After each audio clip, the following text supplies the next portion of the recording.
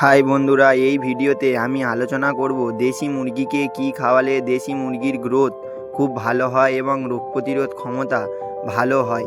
দেশি মুরগির ডিম থেকে ওঠার পর 1 মাস বয়স পর্যন্ত পোলট্রি ফিড খাওয়াবেন এবং 1 মাসের পর থেকে গমের ও ভুট্টার গুঁড়ো খাওয়াবেন এবং তার সাথে শুকনো চিংড়ি বা মাছের গুঁড়ো খাওয়ালে মুরগির রোগ প্রতিরোধ ক্ষমতা বৃদ্ধি পাবে।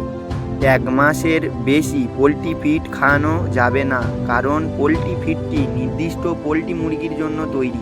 তাই আমরা যদি দেশি মুরগিকে খাওয়াই তাহলে দেশি মুরগির চর্বি জমে যেতে পারে এবং দেশি মুরগি পরিমাণে ডিম কম দেবে। 45 দিন বয়স হবে যখন দেশি মুরগির বাচ্চা, তখন কৃমির ওষুধ খাওয়াতে হবে, তাহলে মুরগিটি কৃমিমুক্ত হবে এবং মুরগির গ্রোথটা খুব ভালো হবে।